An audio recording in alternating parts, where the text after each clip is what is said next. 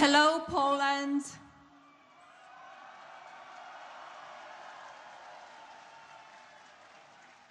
Thank you very much. My husband and I have enjoyed visiting your beautiful country. I want to thank President and Mrs. Duda for their warm welcome and their generous hospitality. I had the opportunity to visit the Copernicus Science Center today and found it not only informative, but thoughtful in its mission, which is to inspire people to observe, experiment, ask questions, and seek answers. I can think of no better purpose for such a wonderful science center. Thank you to all who were involved in giving us the tour, especially the children who made it such a wonderful experience. As many of you know, a main focus of my husband's presidency is safety and security of the American people. I think as all of us can agree, people should be able to live their lives without fear, no matter what country they live in. That is my wish for all of us around the world. Thank you again for this wonderful welcome to your very special country. Your kindness and gracious hospitality will not be forgotten. And now it is my honor to introduce to you my husband, the President of the United States, Donald J. Trump.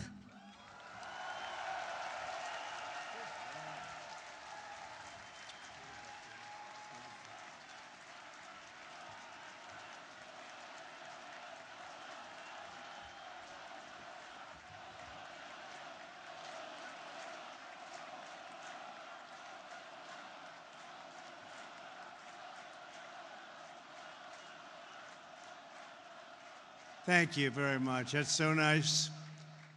The United States has many great diplomats, but there is truly no better ambassador for our country than our beautiful First Lady, Melania. Thank you, Melania. That was very nice. We've come to your nation to deliver a very important message. America loves Poland, and America loves the Polish people. Thank you.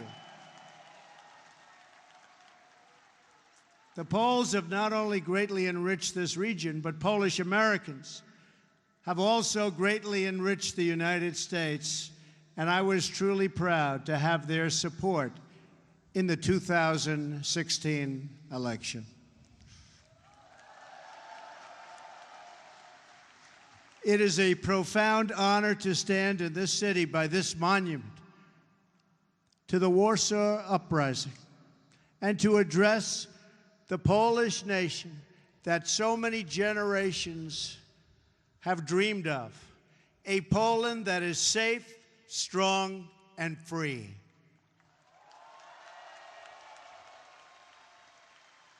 President Duda and your wonderful First Lady, Agata, have welcomed us with the tremendous warmth and kindness for which Poland is known around the world. Thank you. I sincere, and I mean sincerely, thank both of them, and to Prime Minister Shedwo, a very special thanks also. We are pleased that former President Lech Walesa, so famous for leading the Solidarity movement, has joined us today also. Thank you. Thank you. Thank you. On behalf of all Americans, let me also thank the entire Polish people for the generosity you have shown in welcoming our soldiers to your country.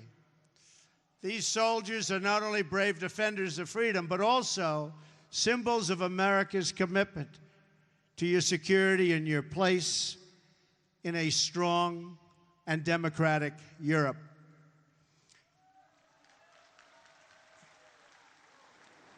We are proudly joined on stage by American, Polish, British, and Romanian soldiers. Thank you.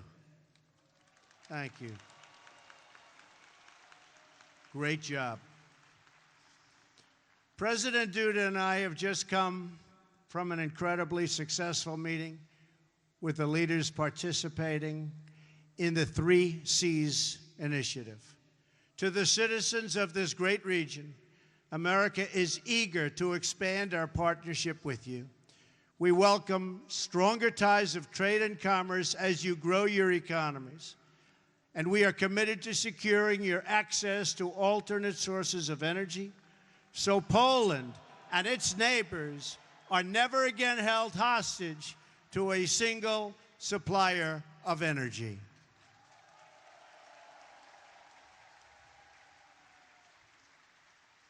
Mr. President, I congratulate you, along with the President of Croatia, on your leadership of this historic 3 Cs initiative. Thank you.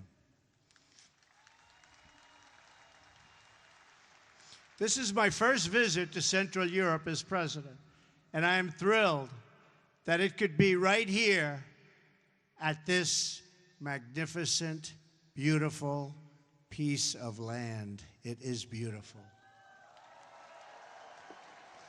Poland is the geographic heart of Europe. But more importantly, in the Polish people, we see the soul of Europe. Your nation is great because your spirit is great, and your spirit is strong.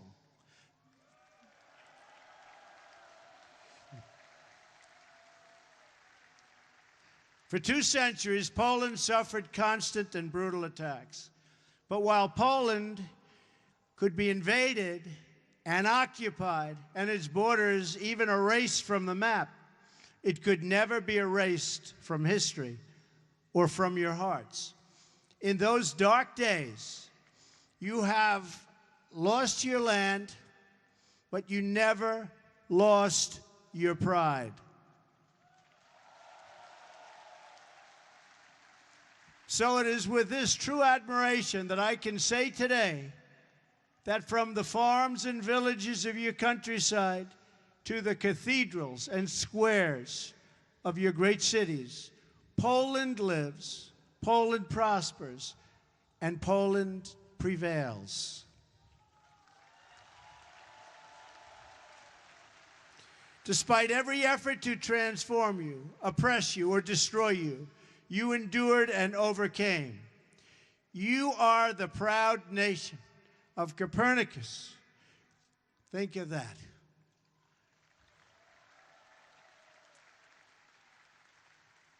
Chopin, St. John Paul II. Poland is a land of great heroes.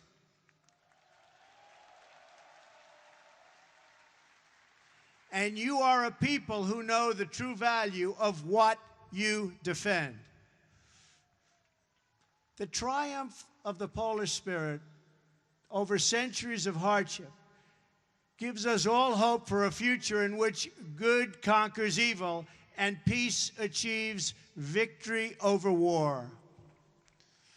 For Americans, Poland has been a symbol of hope since the beginning of our nation. Polish heroes and American patriots fought side by side in our War of Independence and in many wars that followed. Our soldiers still serve together today in Afghanistan and Iraq, combating the enemies of all civilization. For America's part, we have never given up on freedom and independence as the right and destiny of the Polish people, and we never, ever will.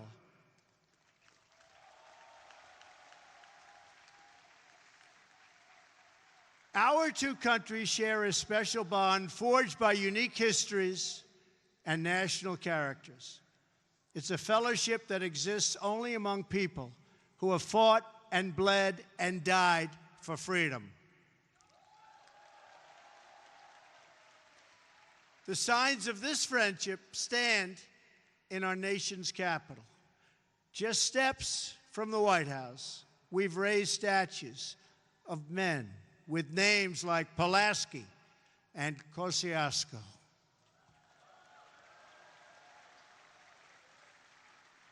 The same is true in Warsaw, where street signs carry the name of George Washington and a monument stands to one of the world's greatest heroes, Ronald Reagan.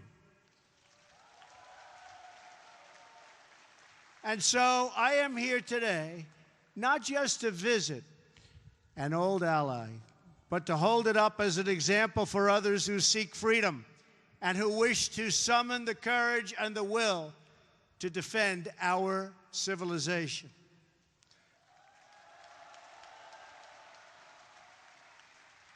The story of Poland is the story of a people who have never lost hope, who have never been broken, and who have never, ever forgotten who they are.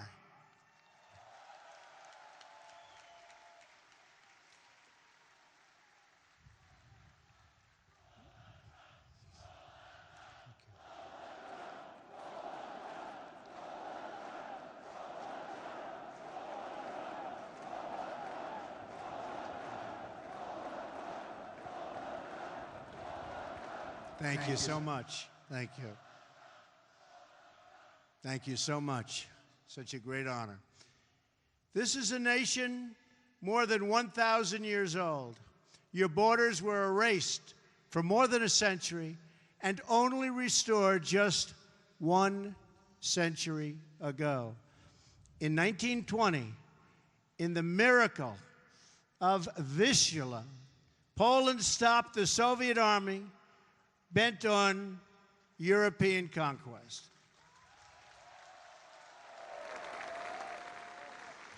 Then, 19 years later, in 1939, you were invaded yet again, this time by Nazi Germany from the west and the Soviet Union from the east.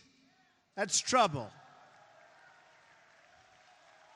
That's tough. Under a double occupation, the Polish people endured evils beyond description. The Katyn Forest Massacre, the occupations, the Holocaust, the Warsaw Ghetto, and the Warsaw Ghetto Uprising, the destruction of this beautiful capital city, and the deaths of nearly 1 in 5 Polish people. A vibrant Jewish population, the largest in Europe, was reduced to almost nothing after the Nazis systematically murdered millions of Poland's Jewish citizens, along with countless others during that brutal occupation. In the summer of 1944, the Nazi and Soviet armies were preparing for a terrible and bloody battle right here in Warsaw. Amid that hell on earth, the citizens of Poland rose up to defend their homeland. I am deeply honored to be joined on stage today by veterans and heroes of the Warsaw Uprising.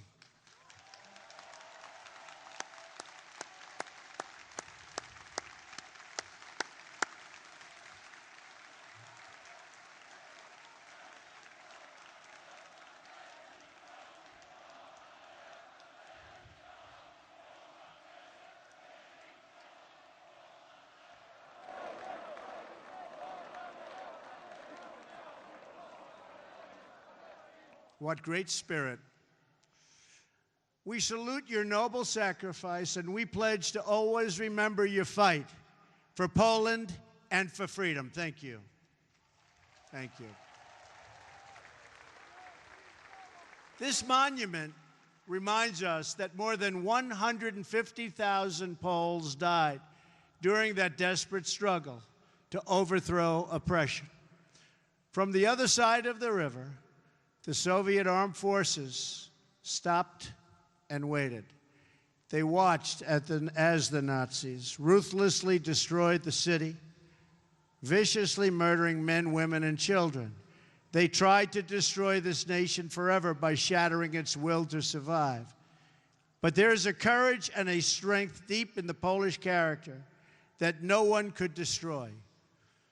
The Polish martyr, Bishop Michael Kozel, said it well: more horrifying than a defeat of arms is a collapse of the human spirit.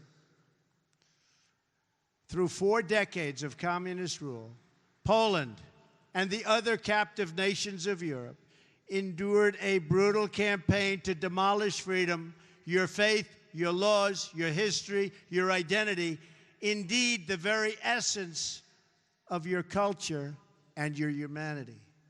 Yet through it all, you never lost that spirit.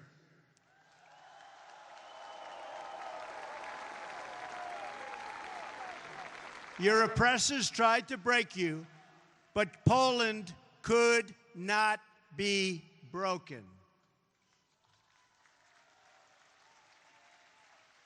And when the day came on June 2nd, 1979, and 1 million Poles gathered around Victory Square for their very first Mass with their Polish Pope, that day every communist in Warsaw must have known that their oppressive system would soon come crashing down. They must have known it at the exact moment during Pope John Paul II's sermon, when 1 million Polish men, women, and children suddenly raised their voices in a single prayer. 1 million Polish people did not ask for wealth. They did not ask for privilege. Instead, 1 million Poles sang 3 simple words: "We want God."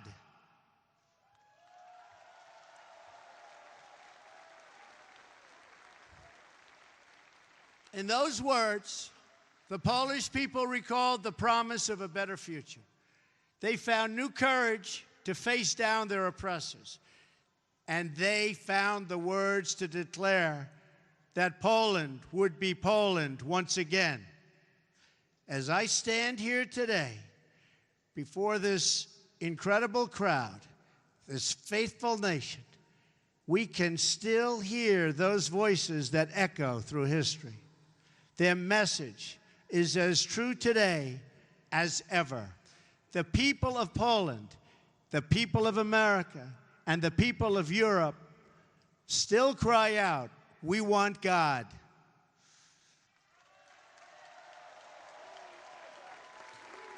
Together with Pope John Paul II, the Poles reasserted their identity as a nation devoted to God. And with that powerful declaration of who you are, you came to understand what to do and how to live.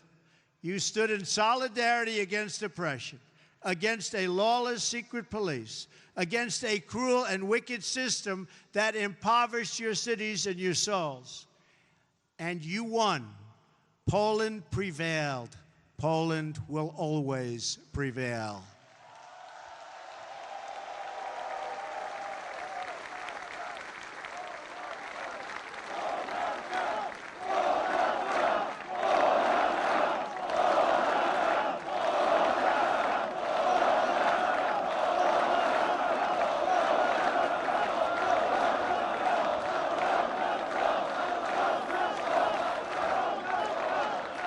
Thank you.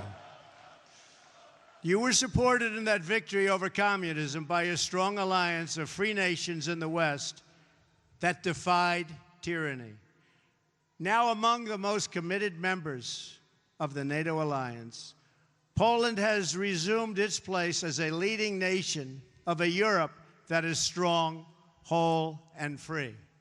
A strong Poland is a blessing to the nations of Europe, and they know that. A strong Europe is a blessing to the West and to the world.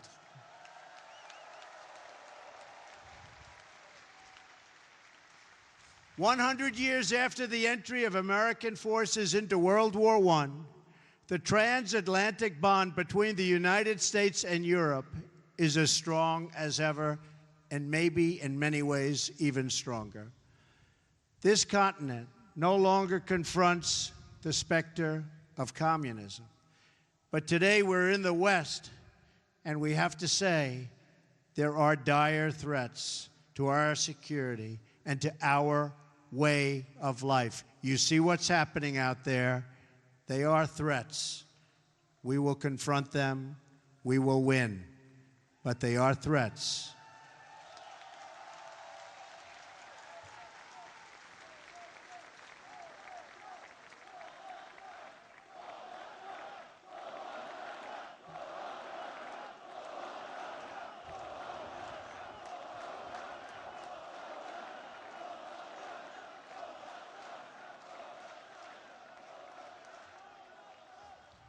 We are confronted by another oppressive ideology, one that seeks to export terrorism and extremism all around the globe. America and Europe have suffered one terror attack after another. We're going to get it to stop. During a historic gathering in Saudi Arabia, I called on the leaders of more than 50 Muslim nations to join together to drive out this menace which threatens all of humanity. We must stand united against these shared enemies to strip them of their territory and their funding and their networks and any form of ideological support that they may have. While we will always welcome new citizens who share our values and love our people, our borders will always be closed to terrorism and extremism of any kind.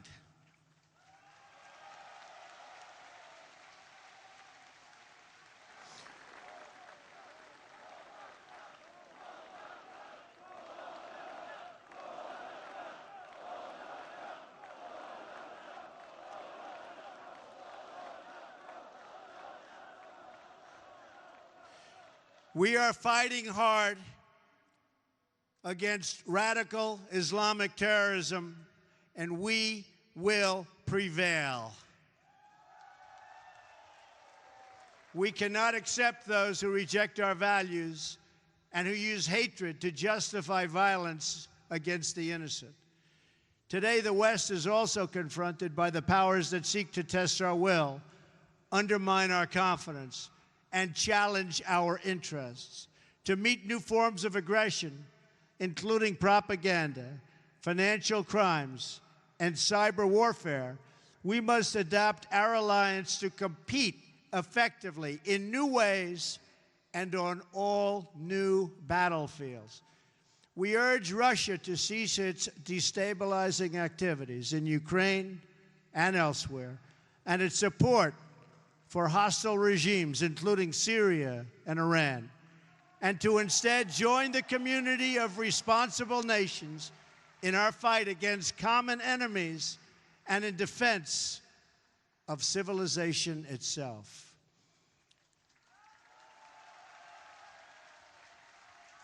Finally, on both sides of the Atlantic, our citizens are confronted by yet another danger, one firmly within our control. This danger is invisible to some, but familiar to the Poles. The steady creep of government bureaucracy that drains the vitality and wealth of the people. The West became great, not because of paperwork and regulations, but because people were allowed to chase their dreams and pursue their destinies. Americans, Poles, and nations of Europe value individual freedom and sovereignty. We must work together to confront forces, whether they come from inside or out, from the South or the East, that threaten over time to undermine these values and to erase the bonds of culture, faith, and tradition that make us who we are.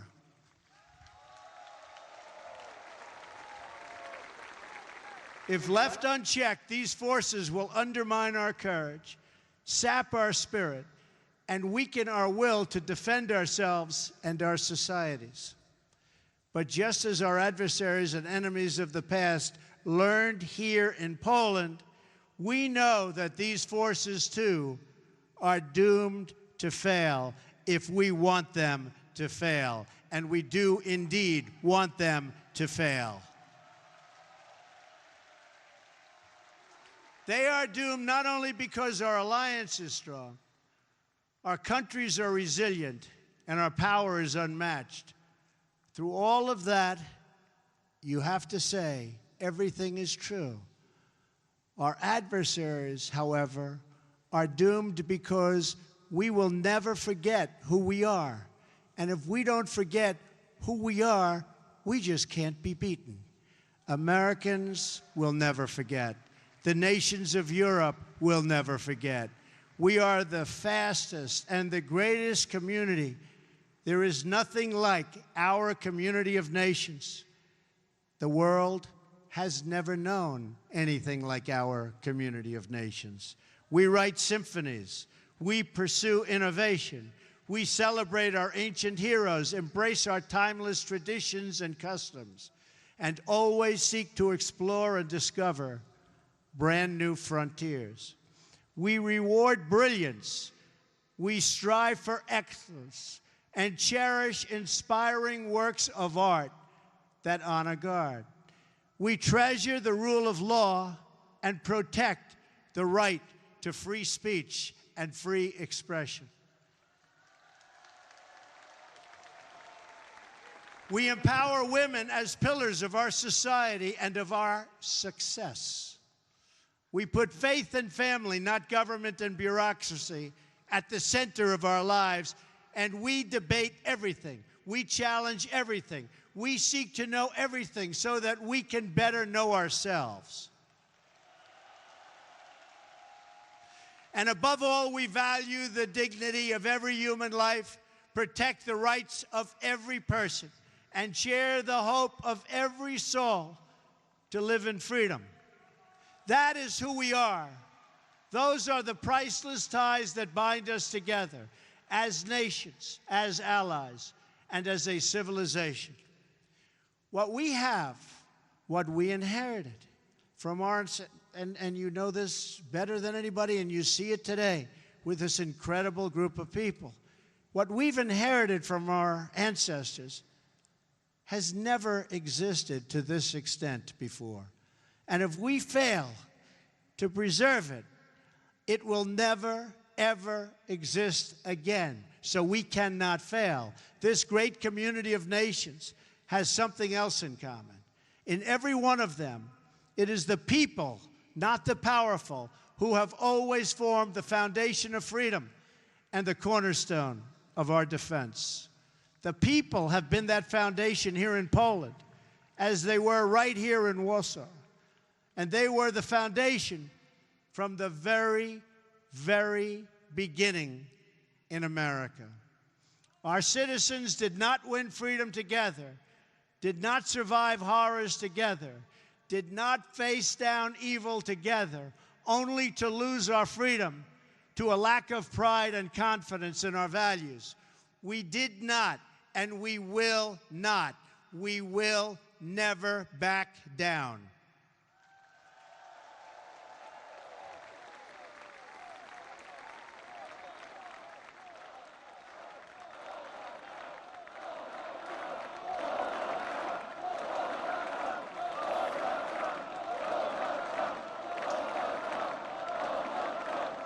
As long as we know our history, we will know how to build our future.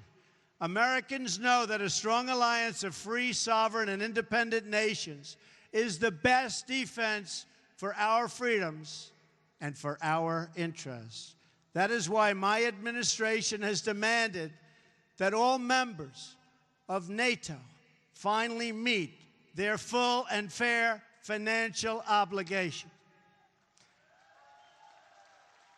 As a result of this insistence, billions of dollars more have begun to pour into NATO. In fact, people are shocked, but billions and billions of dollars more coming in from countries that, in my opinion, would not have been paying so quickly.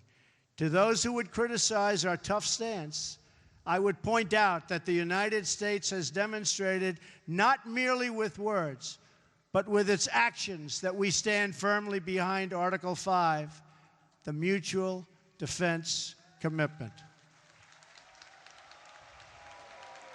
Words are easy, but actions are what matters. And for its own protection, and you know this, everybody knows this, everybody has to know this, Europe must do more.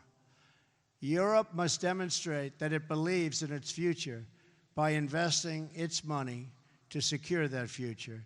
That is why we applaud Poland for its decision to move forward this week on acquiring from the United States the battle-tested Patriot air and missile defense system, the best anywhere in the world. That is also why we salute the Polish people for being one of the NATO countries that has actually achieved the benchmark for investment in our common defense. Thank you, Poland. I must tell you, the example you set is truly magnificent, and we applaud Poland. Thank you. We have to remember that our defense is not just a commitment of money, it is a commitment of will. Because as the Polish experience reminds us, the defense of the West ultimately rests not only on means, but also on the will of its people to prevail and be successful and get what you have to have.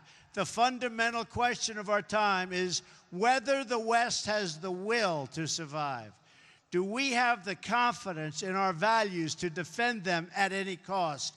Do we have enough respect for our citizens to protect our borders?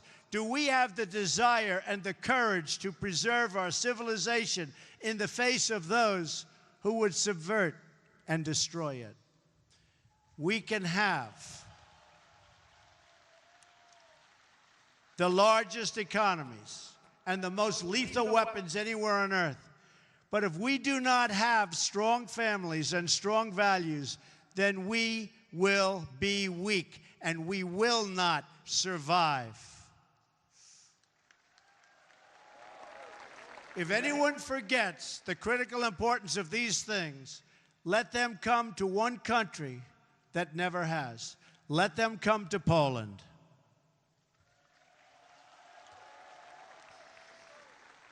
And let them come here to Warsaw and learn the story of the Warsaw Uprising. When they do, they should learn about Jerusalem Avenue. In August of 1944, Jerusalem Avenue was one of the main roads running east and west through this city, just as it is today. Control of that road was crucially important to both sides in the battle for Warsaw. The German military wanted it as their most direct route to move troops and to form a very strong front. And for the Polish Home Army, the ability to pass north and south across that street was critical to keep the center of the city and the uprising itself from being split apart and destroyed. Every night, the Poles put up sandbags amid machine gun fire, and it was horrendous fire, to protect a narrow passage across Jerusalem Avenue. Every day, the enemy forces knocked them down again and again and again. Then the Poles dug a trench. Finally, they built a barricade. And the brave Polish fighters began to flow across Jerusalem Avenue. That narrow passageway, just a few feet wide, was the fragile link that kept the uprising alive. Between its walls, a constant stream of citizens and freedom fighters made their perilous sprints. They ran across that street. They ran through that street. They ran under that street, all to defend the city. The far side was several yards away, recalled one young Polish woman named Greta. That mortality and that life was so important to her In fact, she said, the mortally dangerous sector of the street was soaked in blood. It was the blood of messengers, liaison girls, and couriers. Nazi snipers shot at anybody who crossed. Anybody who crossed, they were being shot at. Their soldiers burned every building on the street, and they used the Poles as human shields for their tanks in their effort to capture Jerusalem Avenue. The enemy never ceased its relentless assault on that small outpost of civilization. And the Poles never ceased its defense. The Jerusalem Avenue passage required constant protection, repair, and reinforcement. But the will of its defenders did not waver, even in the face of death. And to the last days of the uprising, the fragile crossing never, ever failed. It was never, ever forgotten. It was kept open by the Polish people. The memories of those who perished in the Warsaw Uprising cry out across the decades, and few are clearer than the memories of those who died to build and defend the Jerusalem Avenue crossing. Those heroes remind us that the West was saved with the blood of patriots, that each generation must rise up and play their part in its defense.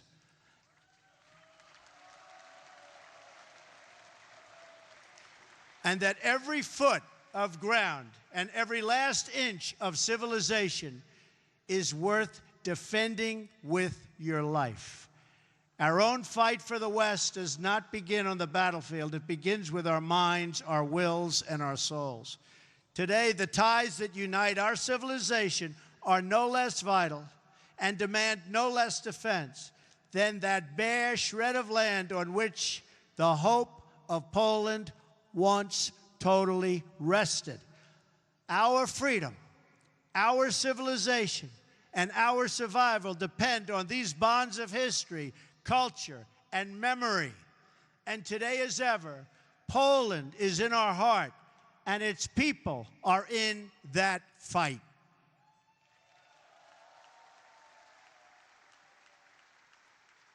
Just as Poland could not be broken, I declare today for the world to hear that the West will never, ever be broken. Our values will prevail, our people will thrive, and our civilization will triumph.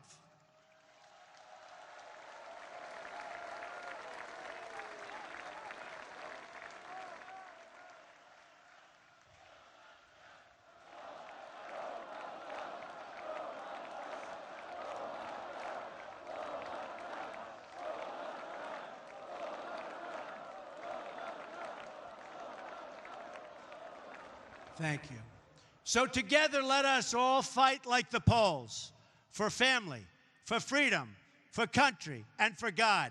Thank you. God bless you. God bless the Polish people. God bless our allies. And God bless the United States of America. Thank you. God bless you. Thank you very much.